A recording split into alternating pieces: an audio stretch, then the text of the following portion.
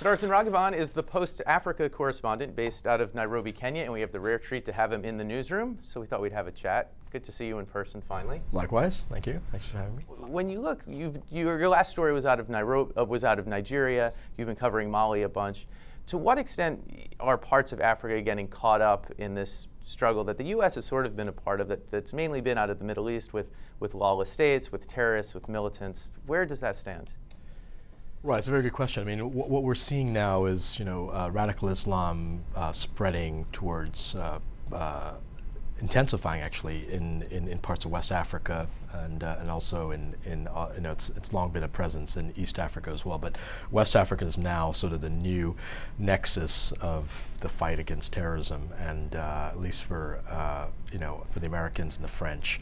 What we've seen in Mali, as the French intervened earlier this year. And what we're seeing now, what's happening there now, is basically the Islamists have been pushed out of these major towns in northern Mali, but they have now they're now waging a guerrilla war, with suicide bombings, IEDs, in some ways very similar to what we've seen in Somalia or in Iraq or Afghanistan.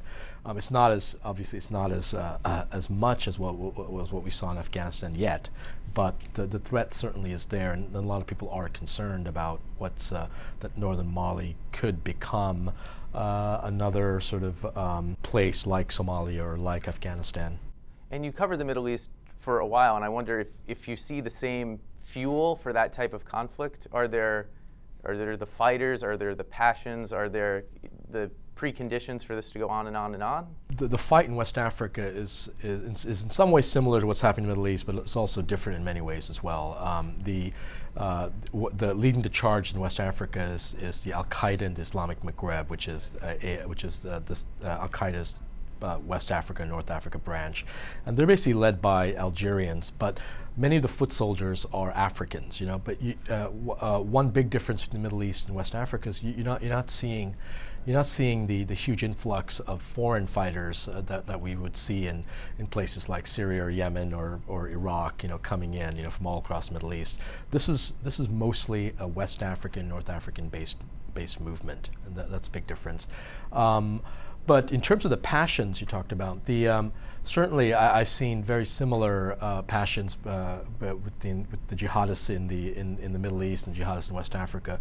I mean, they have similar desires to create an Islamic caliphate in northern Mali, and impose a strict Islamic Sharia law. They are very anti-Western. But what they don't have is, I don't believe they have the sort of global ambitions as, let's say, the Al-Qaeda branch in Yemen does.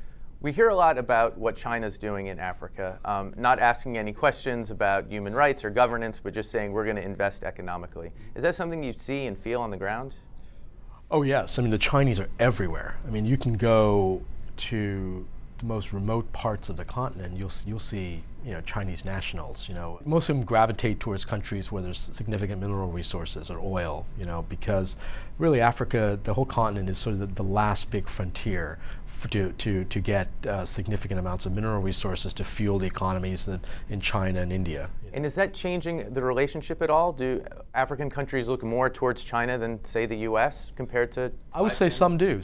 China's relationship with many African countries is growing, and they have a very interesting way of working with that many African countries. They don't have the equivalent of a USAID like we do, giving foreign aid. But so what they do is they give loans. A lot of them give loans to many of these countries, large loans, right? But on condition that they need to hire Chinese contractors. So what you're seeing, like in Kenya and other parts of the continent, is like roads, for example, and bridges. They're all being built by the Chinese. So they're everywhere. Last thing, I want to talk shop a bit. Before Africa, you were working in the Middle East, covering stories in Iraq with a ton of public interest.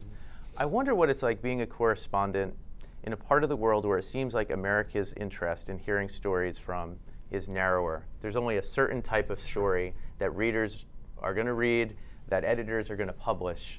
There's so many issues now that are of interest to the American audience.